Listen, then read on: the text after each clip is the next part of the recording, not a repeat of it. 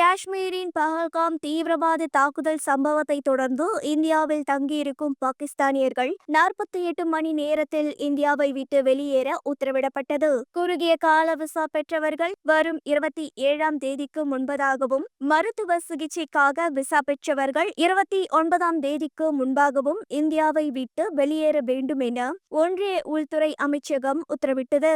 இந்நிலையில் பாகிஸ்தானியர்கள் நாட்டை விட்டு வெளியேற விதிக்கப்பட்ட கெடு நேற்றுடன் முடிவடைந்தது. இன்று முதல் பாகிஸ்தானியர்கள் குறுகிய கால விசா ரத்து நடைமுறை அமலுக்கு வருகிறது.